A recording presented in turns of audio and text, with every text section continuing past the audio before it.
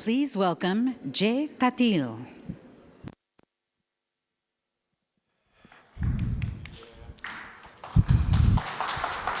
Thank you.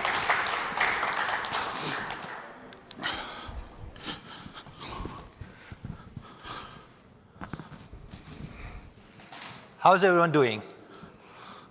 Great? Not so. Come on, how's everyone doing? Woohoo! That's what I should have done. I can't see well with the light. If you're sleeping, the only request is please don't snore. Otherwise, it's all good, right? So this is a session around service providers, telco service providers. Because people think service providers are different things, but this is something that we want to highlight, especially with the Juniper and legacy HPE coming together and try to showcase what we can do for our customers and partners in the service provider segment. So we will be talking in the next 30 to 40 minutes. We try to cover a little bit on what we are trying to do in terms of modernizing your telco core network with our secure AI native solutions. That's a mouthful, but yeah, that's what we are going to do. All right, excited? We are very excited. I know you guys have had a long day, but hang in there. We're almost there. So I'm Jay Tatil. I lead the industry field marketing for HPE networking, and I'm joined by my colleagues, Vijay, who's focusing on, he's the chief technologist for HPE Compute, and our chief network strategist, Neil McRae, for HPE networking. So we'll try to go through some slides. We will try and figure out how we navigate through this. But before that, I need to show some stuff. Please read carefully. It's very, very important. I'm not going to cover it. You must have seen it so many times, but I'm supposed to show it. So what we're going to cover is, initially we will talk about what we are going to do as a new HPE, how the breadth of the portfolio, when we are coming together, how it can support our customers and partners. Then we want to address some of the key service provider challenges in the new AI world, and try to address what we are going to do from HPE, the new HPE, to address those challenges. And if you have time, Q&A, which we should have sometime. So let me start stating, what is this? What does this mean? HPE and Juniper coming together. So there are several of you who are familiar with both the companies. Some of you may not be. If you're not, you should be. If you're looking at legacy Juniper, we are bringing in the portfolio of these massively scalable networks, whether it's in the core, access, edge, DC, anywhere, right? So that's what we used to bring from the Juniper side. We have AI native automation focusing again in the different domains, like with the Wi-Fi, WAN, DC, connected security, which is threaded through with our next generation firewalls, our SRXs, security, managed service management, et cetera, and automation. Then the managed enterprise services, which is the revenue generating opportunities with our Wi-Fi, Mist, campus, and branch portfolio. Then we look from the legacy HPE side, we have the compute solutions and AI factory, which is, we talk about multi-tenant, multi-vendor solutions in the AI era, so to speak. And GreenLake, which is our infrastructure as a service platform, which we'll talk again a little bit more in the sessions. And the telco solutions, which had service orchestration, SDM, or private 5G solutions, and then SASE and security. Again, the security element coming from the legacy HPE. So when you put it all together, this is what we call the portfolio to enable you to become the AI native service provider, right? Whether it's assured AI connectivity at all time, AI ops automation from day 0 to day 2+ and beyond, and then the new revenue generation, again, enabled with the help of AI, and then security through and through in the different domains with the full stack that HPE as a company that we are bringing together. And we'll look at it a little bit when we talk about the challenges. Now, let me bring in my colleagues, because I think you don't want to hear just me. So the first question I would ask is Vijay, what are some of the key telco challenges that we are seeing, especially when you're looking from a cloud perspective, right? The strategy, whether it's building your own or for your IT or the telco cloud, where do you think the key challenges lie in that? Yep. Thanks, Jay, for the very good question. So if you look at the cloud-native architecture, right, the telco networks, they're all moving towards cloud-native architectures, and they're trying to embrace the leverage the IT innovation and supporting workloads, right? At the same time, I mean, not. I know that some of the customers are already moved, but there are many of them who are still having the legacy networks, right? So the legacy networks is still there, right? And when it's not going to go anytime soon, right?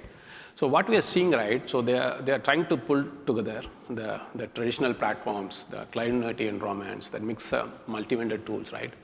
Putting together, trying to make it in a unified operating model. And if you look at these telco network functions like virtual VNF and CNF, right, and AI, right, they all need,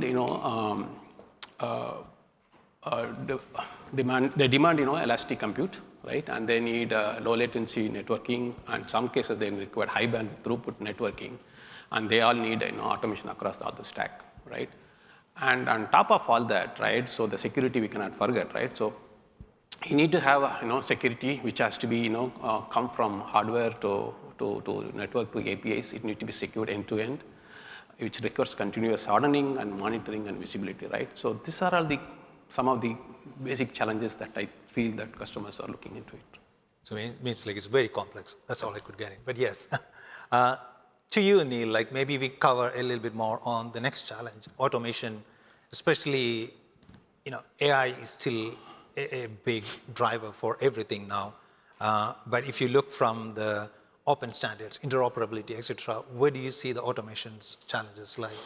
Yeah, I mean, it starts with what VG just said. So we have this heterogeneous environment, all sorts of different vendors, some of it new, some of it old, where they've migrated to 5G core on telco cloud. There's telemetry, there's Yang netconf, so you can configure things. But ultimately, there's no common denominator. So what they can do on one platform, they can't do on another. And it's trying to get to all those platforms to a common denominator so that you can leverage both just even scripted automation, let alone AI-based automation. And that's really challenging for service providers. But I'd also build on this, which is they also have quite a significant skills gap, particularly in AI. And I think this is an area where we as HPE and our partners throughout the HPE ecosystem, we can really lean into that and be that trusted AI partner, help them with our AI factory platform to actually build infrastructure for AI, help them with potentially new services, but then also help them with these new telemetry and automatic configuration APIs and standards. We could actually help you do different types of automation across the network, leading to a world where the network's fully autonomous. Yep. I think we've still got some way to go on that, but the building blocks are starting to materialize. And actually, when this deal with HPE and Juniper came together, I was super excited about that part of it, because now we can really bring the widest set of capabilities to service providers and really help them move forward from what is a set of legacy systems into the future. But there's some work on the service provider side. If you go to most service providers and say, hey, how many products you've got? They think they've got 5, but they've got tens of thousands of variants. So they might have 50,000 different mobile options or 150,000 DSL options, or they have so much complexity. Actually cleaning that complexity up is another part of the journey. And again, that's where some of our AI and automation can help. Yeah, I think automation in isolation is definitely an issue. And we talk about end-to-end automation, but where's the beginning and where's the end is the question, right? Moving into the next challenge, which is security, this brings an additional layer of complexity into it, especially when you talk about AI. We hear the threat potential is much bigger. What is the biggest impact on security within the network, Vijay, if you start with that? Yep. So if we look, all right, so as we know that the telco networks started moving towards the cloud-based architecture, right, across, whether it's the RAN or core or transport, right? So once you move through across the networks and the old idea of the traditional perimeter, security perimeter has disappeared, right? So basically it opened up, the attack surfaces has increased tremendously. And now bring AI into the picture, right? So with AI is being, used in almost everywhere these days, right? So it can, basically it can, the attacks can be more sophisticated through automations. They can learn and adopt and then attack the interfaces very quickly, right? So that's the one thing. And I can think of some of the threats, not from the AI perspective, from the infrastructure level. Mm-hmm. So if you look at the vRAN and the ORAN, right? So we see the increasing adoption of vRAN and ORAN. It's not faster, but it is happening, right? So so the servers are being deployed at the edge sites where hardly there is any security, right? And it's different from the RAN world, right? Say appliances where the interfaces are a very closed ecosystem. It's not many people know how to attack those systems, right? But you are deploying an x86 boxes, right? So the number of people who knows how to use the systems are very high, right? It's at the end of the day, it's a Linux box, yep. Right? So you are running the timing synchronization on the edge servers today as a cards box. I mean, if you attack the timing synchronization, the whole network can be jammed, right? So, and then on top of that, people can even, swap out the disk, they can plug the port, right? So anything can happen. And so what I'm trying to say is, right, so the openness brings flexibility. At the same time, it opens up, the real security threats, more security threats which need to be managed proactively. So Neil, do you want to add anything on the network? Yeah, I mean, I think the thing that scares me about it, there's this word that security people really, really don't like: complacency. And there's a lot of networks out there that haven't been operated right, haven't been managed right, haven't got the right level of modernization. And that complacency is a gift to these bad actors, because now they've got the power of AI to expose the complacency and take advantage of it. And this starts from the basic. It starts from an access list, password control, access control. It doesn't have to be the fancier firewall type stuff, but if you don't get those basics right, then everything else you do it's not going to help you. So that's where some of the stuff we've got in Opsware, some of the stuff we've got in Route Director can really help you on board platforms in the right way with the right policies, ensuring that you're taking care of deploying your policy, deploying the right things, so that you're not, and then auditing it and being compliant with it, I think is crucially important. And, AI is just, it's almost, for every bad actor, person, you're multiplying that by 100 in terms of what their power is now. And we've got to react to that. We've got to step up our game. Yeah, it's AI, openness, there's a great potential, but also there's a potential to fix, and flexibility is involved in that one, right? So I know these are not the exhaustive list of challenges, but let's dig a little bit more deeper in terms of how HPE now can help. So maybe I'll start with you, Vijay. Let's revisit the first challenge, right? Our telco customers, as they are looking to deliver these cloud-hosted services, including building their own AI clouds and delivering those AI-enabled services, how do you think HPE can help them? Yep. So what I'm thinking, right? So building the cloud-native infrastructure is really the first step to becoming a AI-native operator or AI-native service provider, right? So it gives the operator or the customers, right? So it gives the modern architecture, the scalability, and then data fabric, so that you can later bring in the AI into every layer of the network, right? So we are trying to take the pain out of this journey. How do I bring in how do I build the cloud native infrastructure in a seamless manner, right? So what we are trying to do, right? So we are working with, we have taken one example, right? The Telco Core is one of the example, right? So which is the most prominent functions which almost touches all the area of the network, right, from core to edge, because you have distributed edge computing as well, where core functions are deployed, right? So we are trying to simplify this, the deployment of telco cloud for the core networks, also how to manage them, right?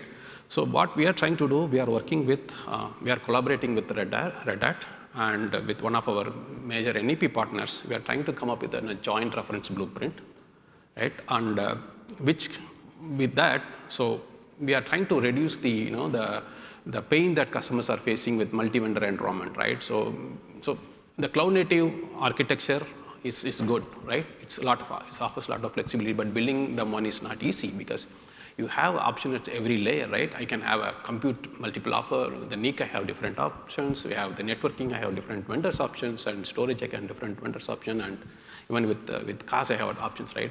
So there are a lot of flexibility, but building one which satisfies the SLAs and other stuff is not going to be easy, right? We are trying to solve that problem. So, as you know, HPE and Juniper, right? So we are number 1 or number 2 in compute and storage networking space, right? So we offer telco-grade solutions.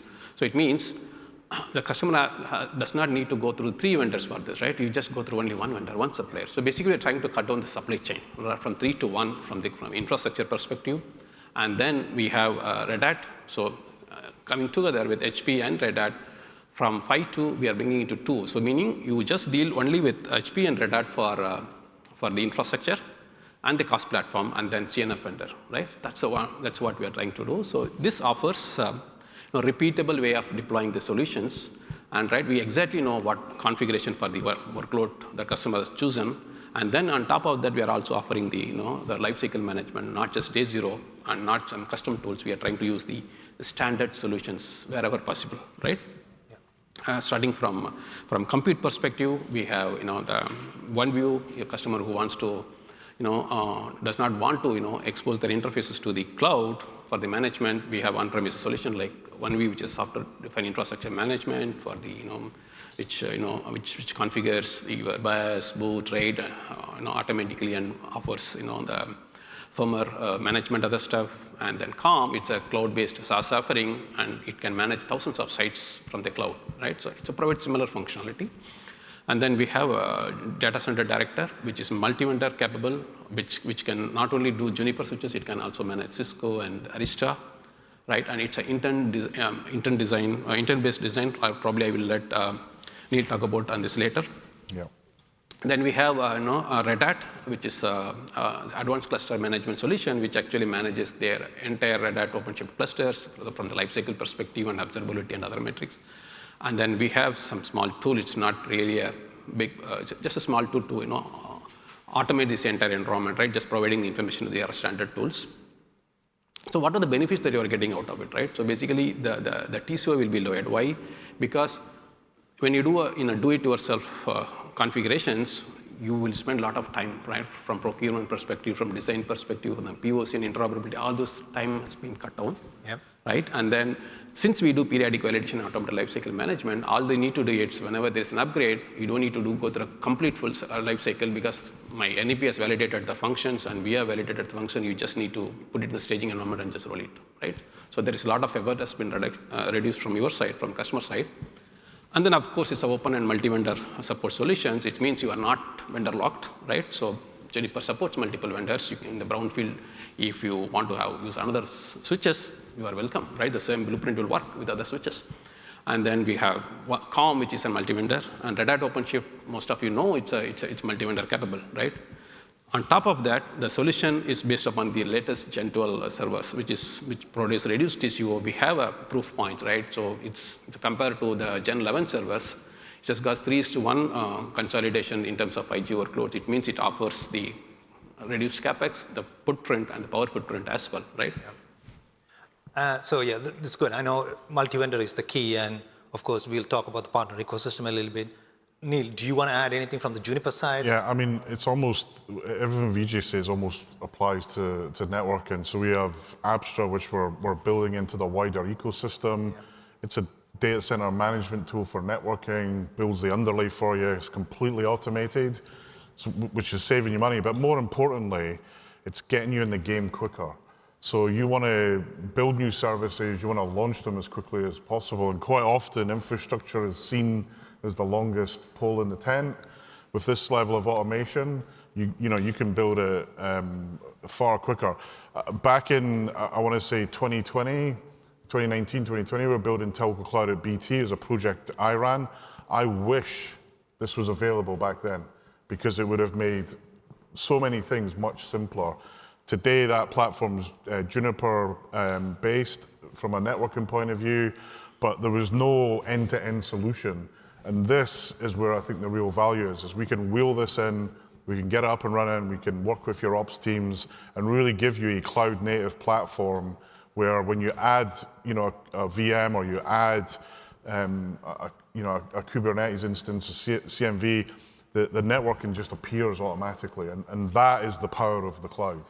Yeah, I mean, if there's anyone from BT here, there's still time. No. No.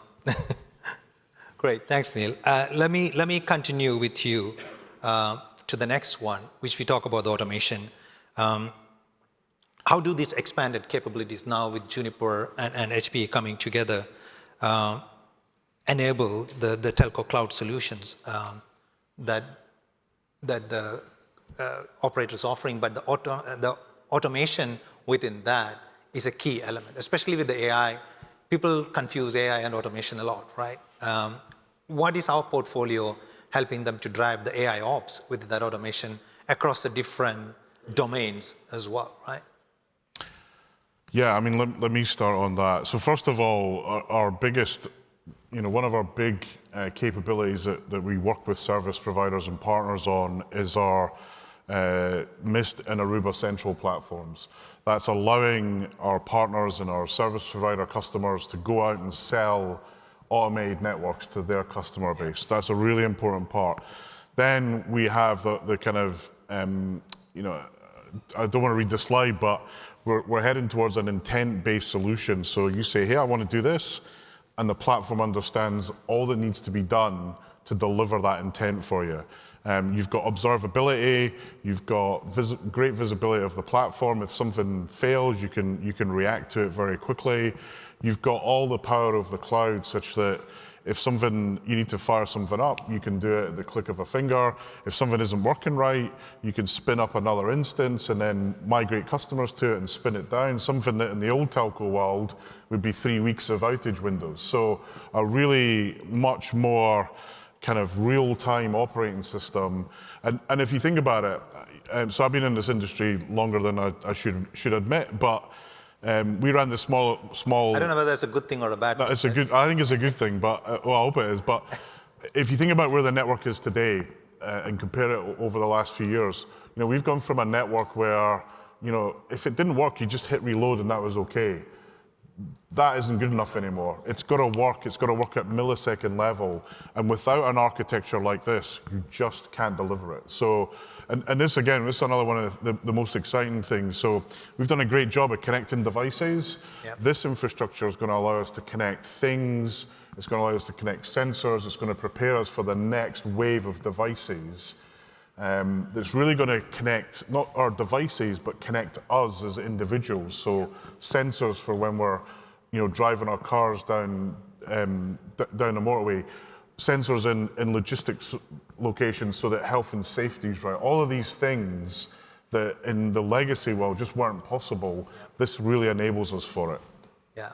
So it's just not the automation of the network; it's also the applications on the top of that. Yeah. If you've got a high kind of demand real-time application, you can't run it on the old infrastructure. Yeah. It's just not realistic. So having this modern infrastructure and effectively, drinking our own champagne to some extent is crucially important if telcos and working with our partners want to really deliver that next wave of services. And if you look at our industry, I think the more services we can offer to customers, as an industry, the better it is for them and for the whole industry at large. I think it's truly the power of bringing two organizations focused on automation together.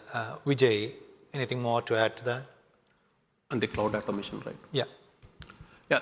So if you look at cloud automation, right? So it basically starts from the hardware, right? So the infrastructure is everywhere from RAN to core to edge, right? So our first focus from HP Juniper together, right? So we wanted to automate the compute lifecycle management, which is one view, and we already talked about it, right? So, yep. Great. Let's address the next one, which is again security. When we started with the challenges, when we're talking about all the other areas, security has been highlighted as the big one that we are focusing on. We talk about the chip to cloud within HPE, which is starting from silicon to all the way to the cloud. Could you expand a bit more on that security within from chip to cloud? Yep. So what we see from HP perspective, right? I mean, I think it's all from industry perspective also, right? When we say chip to cloud security, right? So it really starts at the silicon layer, right? It's basically an end-to-end approach, right? Which is a zero trust framework, right? So it means starting from compute, within the compute, and every data life cycle has to be protected. And it means that nothing is trusted, right? Every layer, every applications, right, up to the cloud need to be continuously verified. Nothing is trusted by default, right? So how it works, right? So from HP perspective, when I say chip, right, it starts from our silicon root of trust, which HP is the only BMC server vendor which has got their own ASIC chip. No one else has got, right? So it means there is no way you can duplicate that, and we put only what is required. It means you also get what is exactly required for the solutions, right? And from there, it's a immutable, it's a immutable anchor of trust, which verifies even before, the server is loaded. It means it verifies its own firmware, and then there's a chain of trust which happens, which there is subsequent all the firmwares like to BIOS and other firmwares before the OS is loaded. It means you are protected from the malicious attacks even before the, whether firmware implant or BIOS attack, it has been protected even before the OS is loaded, right? Once the OS is loaded, we have secure boot. Basically, we sign the bootloaders and other stuff, right? So when we hand it over to our OS vendors, we know that it's the booting happens at it's a secure manner. And then at the OS layer and the cloud layer, we have partners. They have their own solutions, right? And do you want to add anything on the networking side? Yeah, I mean, I think again, Vijay, a lot of it applies. So we've got secure boot.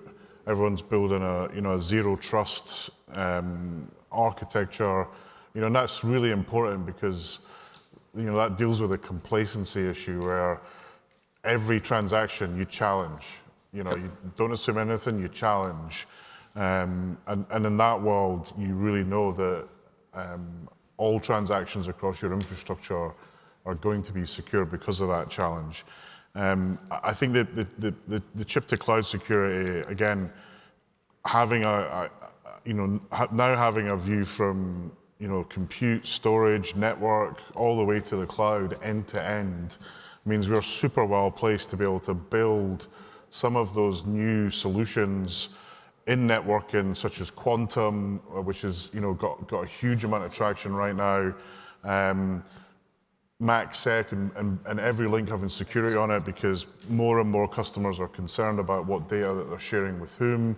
All of those features, literally from one end of the journey to the other, we now have a way of putting all of them together and being able to really certify and underline that actually this is a secure transaction.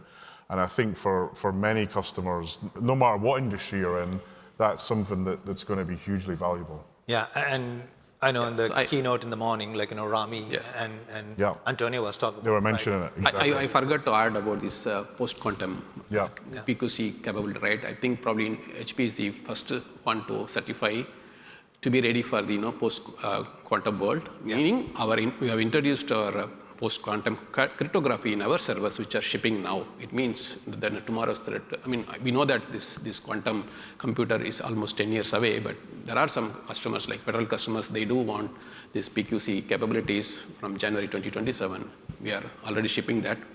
And probably I forgot to add one of those, the supply chain security, right? That's another thing, right? So not only from chip, it starts from supply chain itself, right? So when the servers, when our infrastructure is shipped from the from the factory to the customers, right? if somebody is mess up with firmware, if they change any of these bill of materials components, we have a way to verify it. Yeah. We have an intrusion detection sensor. Even if you have, even when the server is not powered on, and if you open the the chassis, we'll come to know when the server is powered on. So that's a kind of security we are bringing in. It's very crucially important, especially when you are deploying this servers at the remote site.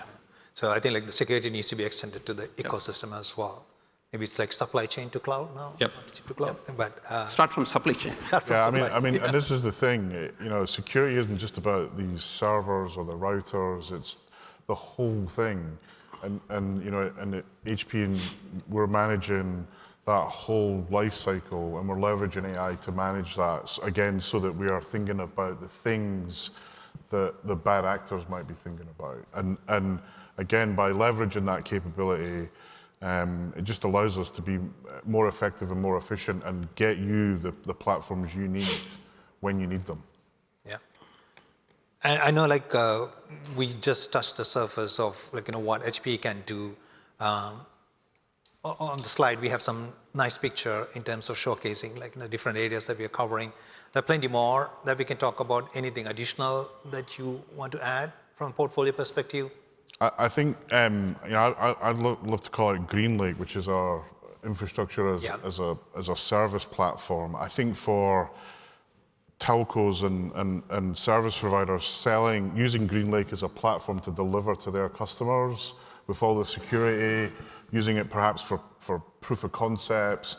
I think there's so much capability in GreenLake to get things moving very quickly.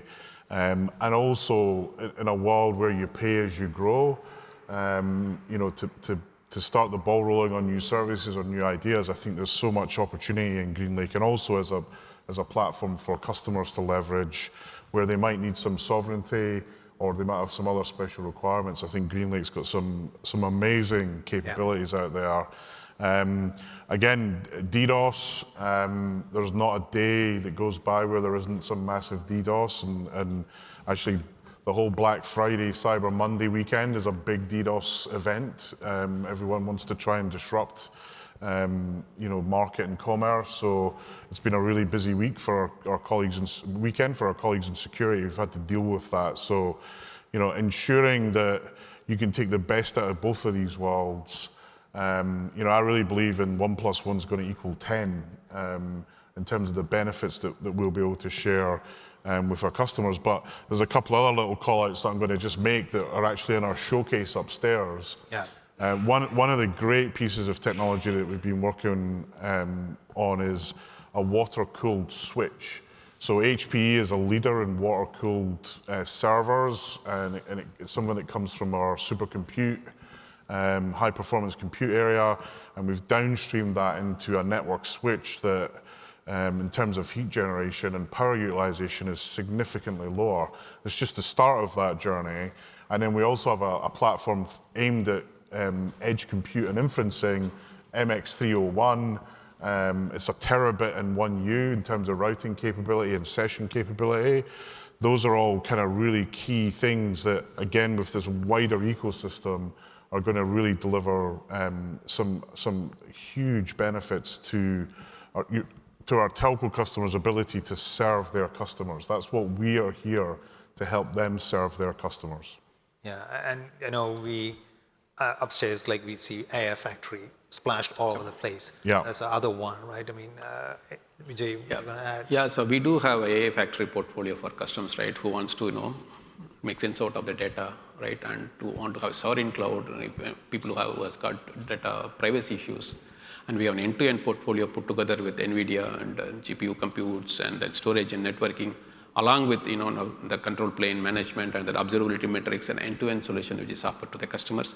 And we do have customers who have public references like KDDI and TELUS. They are already working on our AI infrastructure factory from our solution perspective. Yeah, and again, there's another area where we've come together. They're leveraging the AI factory, and we've got JCNR, our virtualized router, that's doing all the kind of cell site gateways and other gateways that runs on the same infrastructure.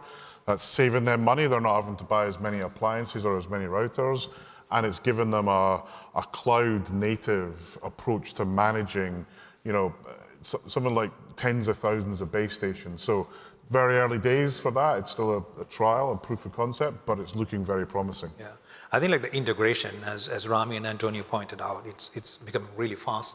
The Apstra integration you talked about a little bit. We already have solutions. Yeah. Just for the biggest exactly. one of the NEP. 100%. Yeah. So yeah, you can leverage a lot more. Again, this is the tip of the iceberg that we are talking about. We have some time for questions. If not, we are planning to do some belly dancing. If that cheers you up. Otherwise, if you have questions, please do raise your hand. Well, we can see Okay, you now. now we can see people. Yes. No questions. Everything is very, very clear. Question here. Yeah.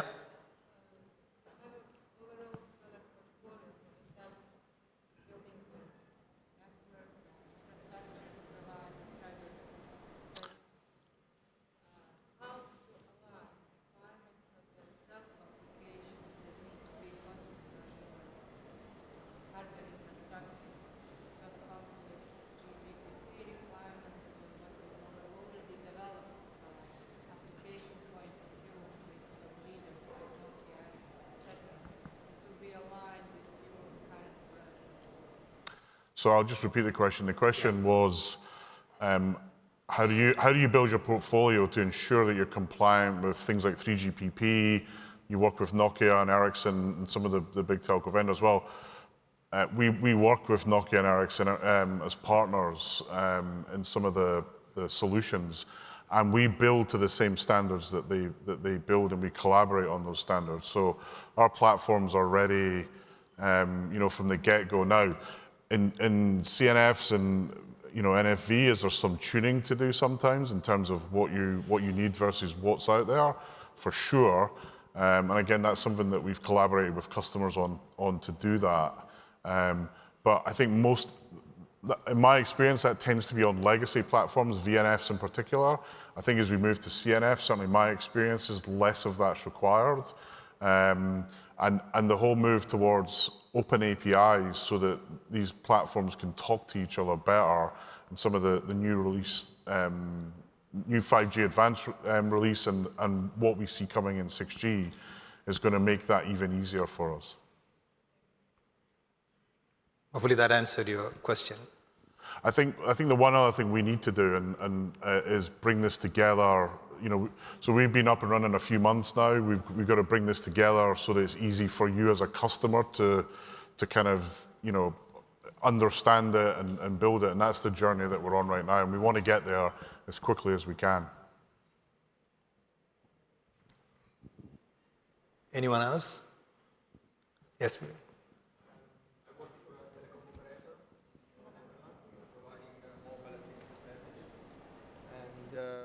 Part of your product, but many other solutions. So what would be your approach to let us start with this AI journey in a scattered network environment, multi-vendor and 5G, fixed access wireless, many type of products and vendors?